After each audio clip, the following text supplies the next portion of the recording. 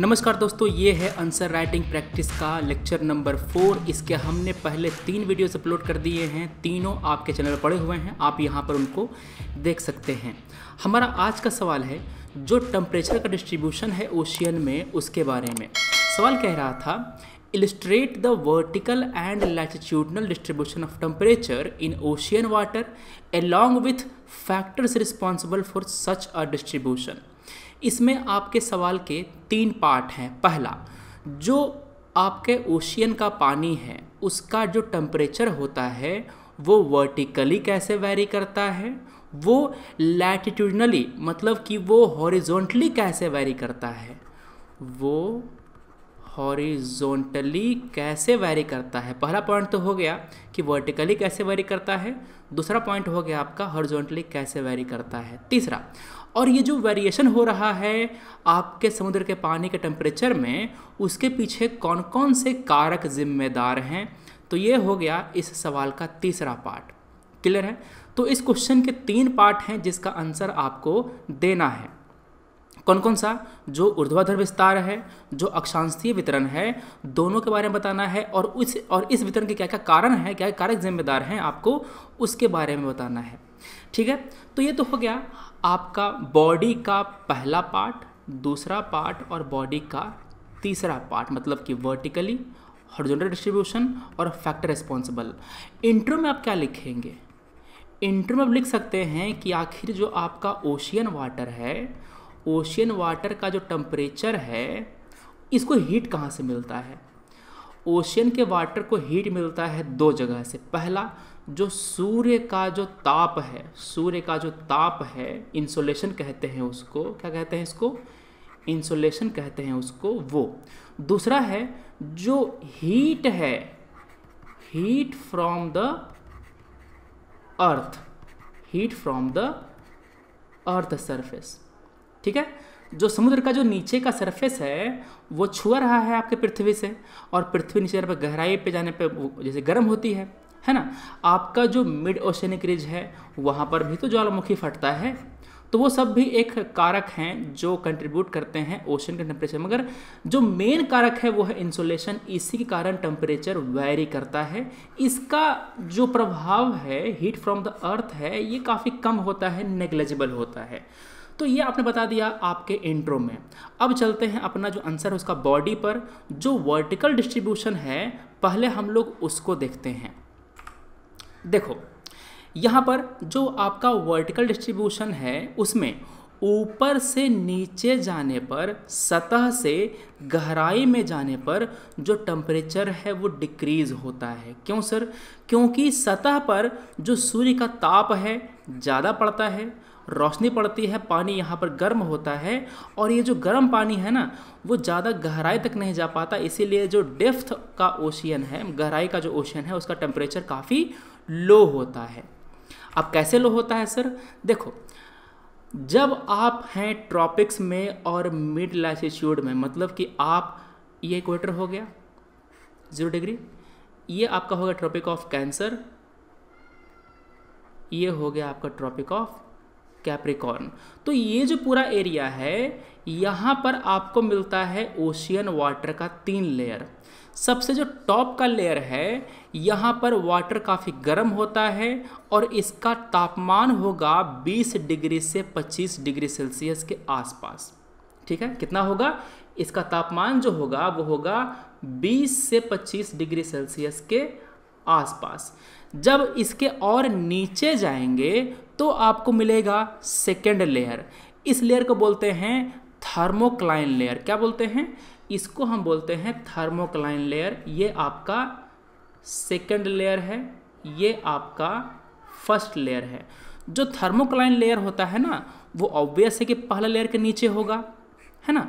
मगर इस लेयर में जो टेम्परेचर होता है वो काफ़ी तेज़ी से गिरता है, टेम्परेचर काफ़ी तेज़ी से गिरता है। क्लियर है? जो सेकंड लेयर है इसके नीचे आपका होता है थर्ड लेयर। इस लेयर में जो टेम्परेचर जो आ रहा है ऊपर से वो बहुत ही कम होता है, यहाँ तक जो सूर्य का ताप है वो नहीं पहुँच पाता। इस कारण से टेम्परेचर का वेरिएशन बहुत ही कम होता है। ठीक है, चूँकि टेम्परेचर का वेरिएशन ही बहुत कम हो रहा है तो जनरली बहुत ही कांस्टेंट इसका टेम्परेचर पाया जाता है, ज़्यादा कोई उथल पुथल तापमान में हमको देखने को नहीं मिलता। ठीक है, तो ये हो गया आपका सेकेंड लेयर, ये हो गया आपका थर्ड लेयर। ये जो ऊपर का पहला लेयर है सबसे ज़्यादा प्रभावित होता है सूर्य के तापमान से। यहाँ पर दो बातें खास देखने को मिलती हैं। जो आपका टॉप लेयर है ये ट्रॉपिकल रीजन में सालों भर मौजूद रहता है, मगर जो आपका टेम्परेट रीजन है, टेम्परेट रीजन में केवल ये गर्मियों में होता है। क्यों सर? क्योंकि टेम्परेट कौन सा है? टेम्परेट रीजन है ये वाला पार्ट, ट्रॉपिक के ऊपर का पार्ट टेम्परेट है ना, ये वाला पार्ट आपका टेम्परेट है। क्लियर है? चूँकि टेम्परेट में सूर्य की किरणें सीधी नहीं पड़ती, इसी कारण से यहाँ पर जो इंसोलेशन है ना वो उतना ज़्यादा तेज़ नहीं पड़ता, सूर्य की जो रोशनी है ना, जो ताप होता है उतना ज़्यादा तेज़ नहीं पड़ता। इसी कारण से ये जो आपका टेम्परेट जोन है यहाँ पर फर्स्ट लेयर जो सबसे गर्म लेयर है ना वो केवल गर्मी के मौसम में ही डेवलप होता है, मगर जो आपका ट्रॉपिकल रीजन है यहाँ पर सालों भर यहाँ पर वो जो टॉप लेयर है वो डेवलप्ड रहता है। समझ गए? तो ये हुआ आपका वर्टिकल डिस्ट्रीब्यूशन। गहराई के साथ तापमान कैसे बदलता है, अगर सवाल पूछ दे यूपीएससी वाला GS1 में तो आपको पहले तो ये डायग्राम बना करके आना है। सवाल पूछे फर्स्ट डायग्राम बना दीजिए ये वाला, और ध्यान से ये जो आंकड़े हैं ना याद रखना। लेयर 1 में टेम्परेचर 20 से 25 डिग्री के बीच में रहता है। जब आप और नीचे गहराई की ओर आएंगे तो टेम्परेचर आपका बहुत ही तेज़ी से गिरेगा। ठीक है, ध्यान सुनना। थर्ड लेयर में और पहले लेयर में टेम्परेचर में डिफरेंस बहुत ही धीमा होता है। देखो यहाँ पर टेम्परेचर ज़्यादा तेज़ी से नहीं गिर रहा है, ठीक है ना। अच्छा, टेम्परेचर गिर रहा है कहाँ से?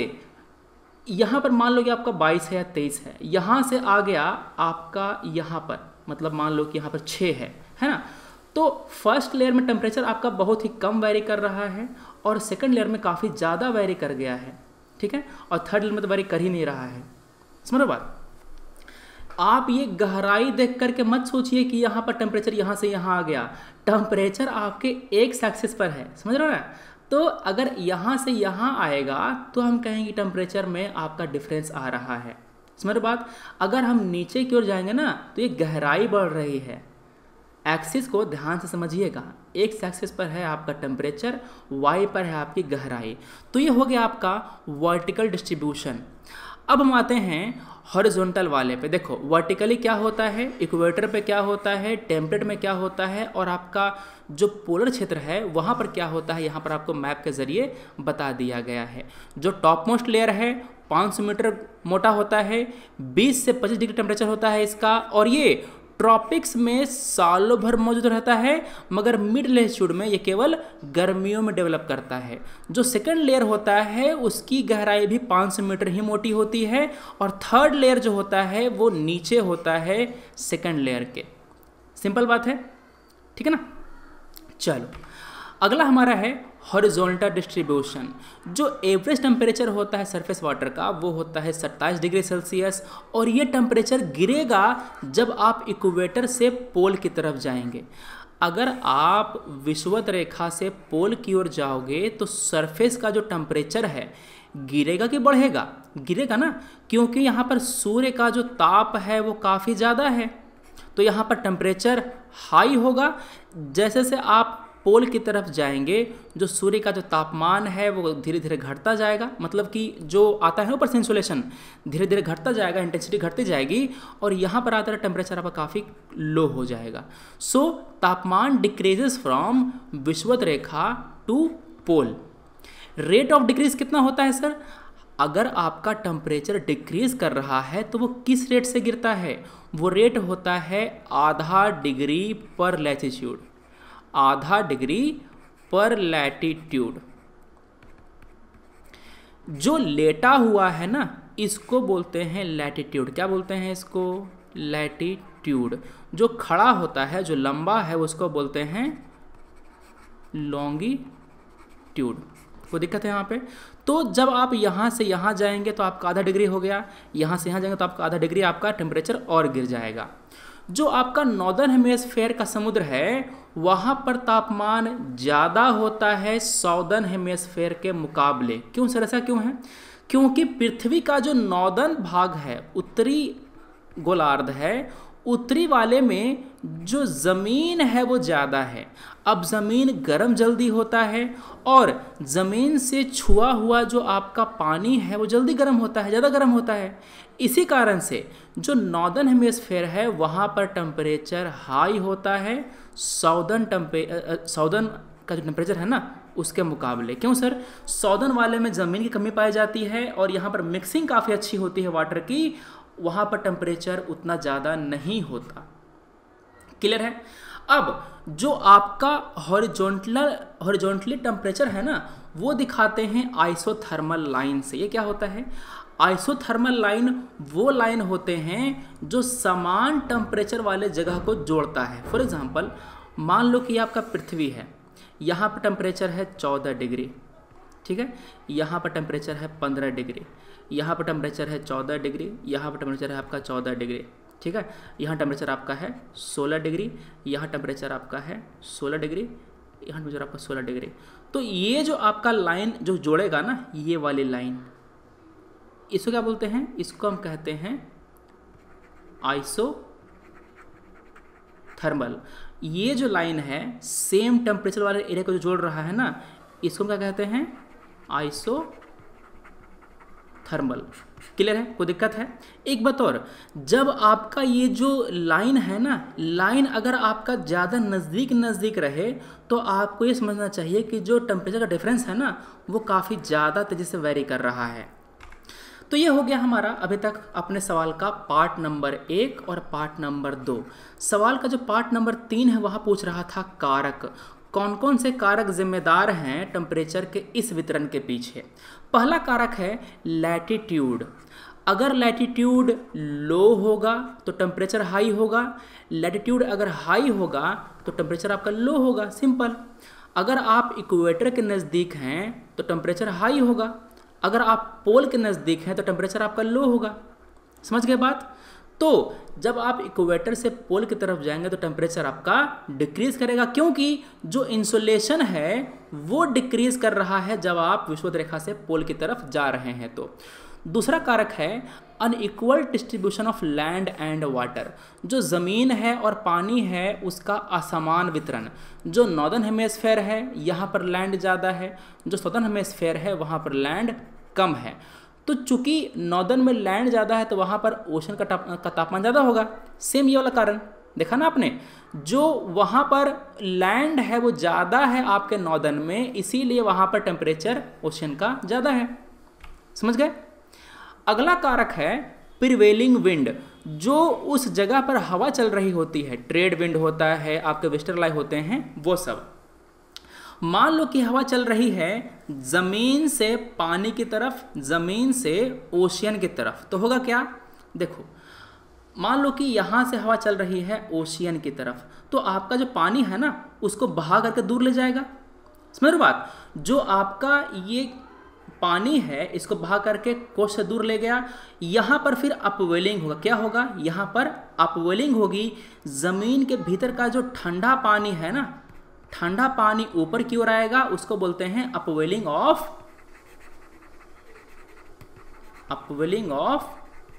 Cold water. ठीक है, यहां पर मैं एग्जांपल दे रहा हूं बस इसके सहारे। एक्चुअली ये अल नीनो को एक्सप्लेन कर रहा है, इसको इस पर हम तुरंत आएंगे अभी। बस ध्यान देना, अगर आपका हवा चल रहा है लैंड से ओशियन की तरफ तो पानी को बहा करके दूर ले जाएगा। यहाँ पर फिर नीचे से इस खाली जगह को भरने के लिए नीचे से ठंडी पानी आएगा ऊपर में, और इसको बोलते हैं हम लोग अपवेलिंग। तो बताओ, जब हवा चलेगी ज़मीन से ओशन की तरफ तो यहाँ पर टेम्परेचर बढ़ेगा घटेगा?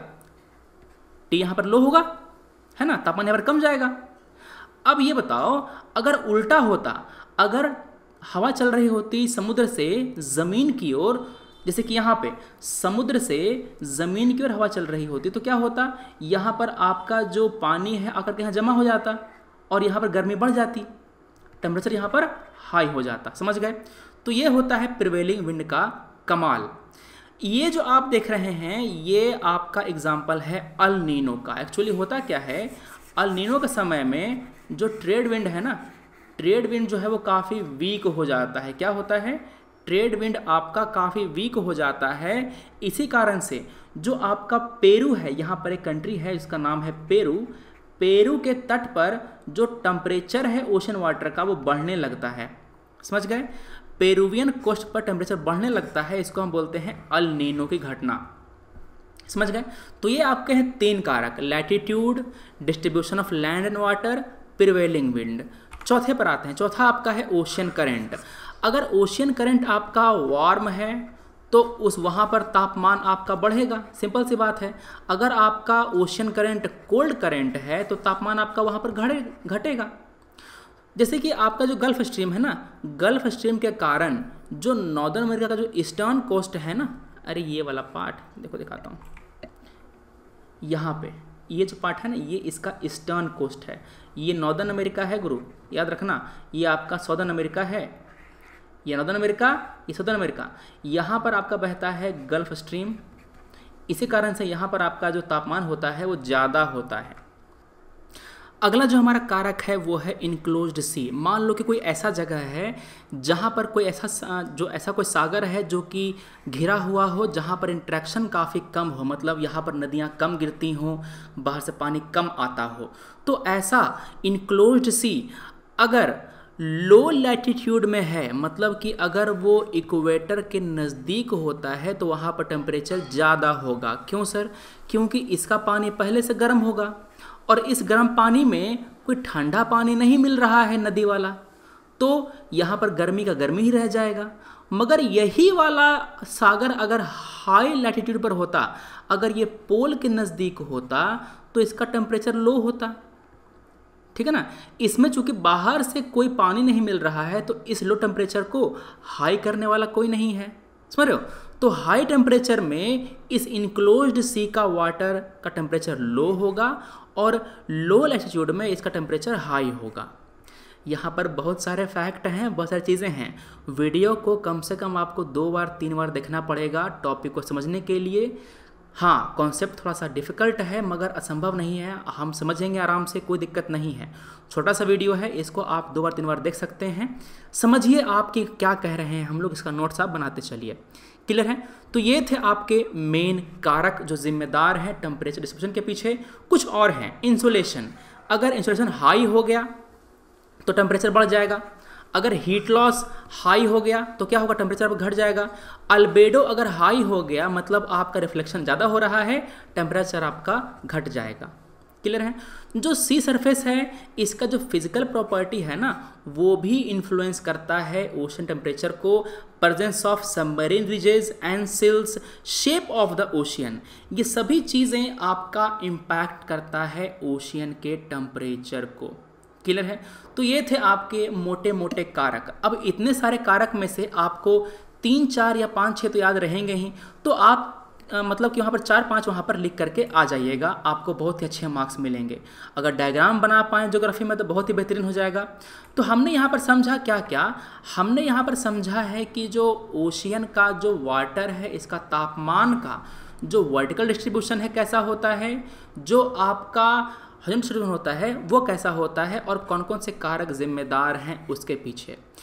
अब बारी आती है जो कंक्लूजन है उसकी।